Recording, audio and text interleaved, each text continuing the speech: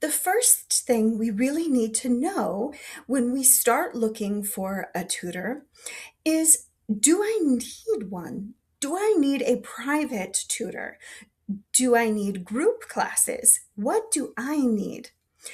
The first three questions can help us when we look at the answers together to understand exactly where we're at and what we might need. So we start with, why do I feel I need to improve? Why do you feel that your English needs improvement? Are you having difficulty understanding other people? Are other people saying that they don't understand you? Do you understand English when it's written, but not when it's spoken? Do you have trouble speaking, but not difficulty writing?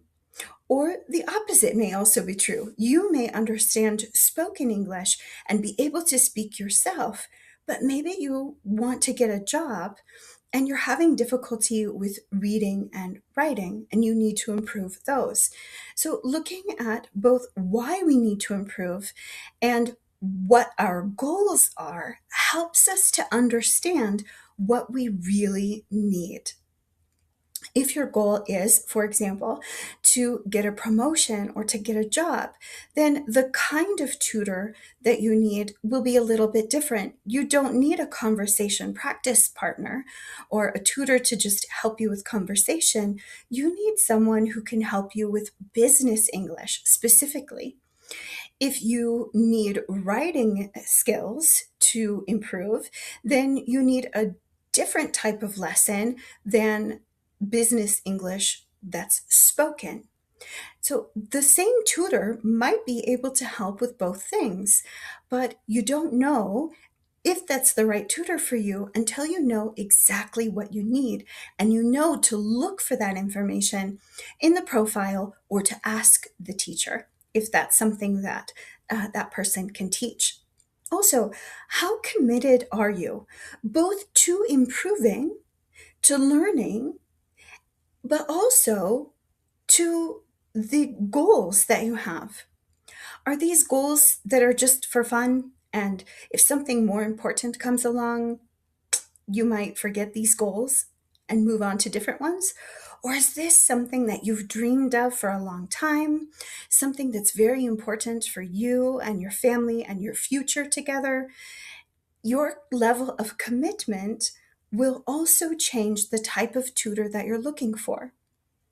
The higher your level of commitment, the more serious of a tutor that you need, the more long term you need a tutor, because you might be working on this goal for a long time, or you might need to really focus very intently for a short period of time. Also, you can think about what you have already tried. If you have already had lessons with a private teacher or tutor, what did you like? What did you not like? What helped you, even if you didn't like it? Because sometimes learning is boring. What didn't help you? What made you feel uncomfortable or confused you or overwhelmed you? These are all very important things to make a note of, maybe write them down, and think about that when you look at different profiles of different teachers. And even message the teacher and say, I've experienced this style of lesson and I need something different. What do you do? In what ways would private tutoring be better for me than group options? Some students do better with private lessons. Usually, in my experience, these are students who have a very, very specific goal or are very shy and they need to build confidence. Most students benefit a little bit more from group options. And the reason is because they get to see mistakes in from a different perspective.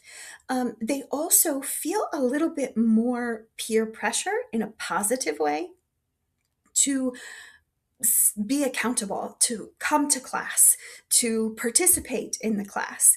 there's a little bit more of that accountability, and that helps a lot. But if you have a very specific goal, maybe you want to improve your business writing. You're already in the job and you want to share your business reports with the teacher. That is probably confidential information. And a good tutor, a good teacher will be able to keep that confidential. Some of my students have brought their business reports or their school reports to me, and all of that information stays confidential. I don't talk about with anyone or use as examples in my social media or with other students. I don't share that information with other students because it's confidential. So that's an important thing to know if you are looking for a tutor. How much confidentiality do you need? Because in today's world, a lot of teachers are using things that they have in class with students for social media to get new students. So you need to be very careful and know what kind of confidentiality you need the tutor to keep and be direct with that. We'll talk about that more in a moment. But that would be a situation where you might need a private tutor instead of a group tutoring session. If you're extremely shy, starting with private tutoring might be very good, but please be careful because if you stay with the private tutor for a long time, it can actually make the shyness worse because you'll feel very confident with the teacher, but you may not feel confident with others. Some of my students have had the same thing happen, and I've encouraged them to come to some of my group programs so that they can build that confidence with other speakers. Because you can't take your teacher with you in your pocket, although that might be nice to have. In the next session, we will look at how we can find the right tutor for you.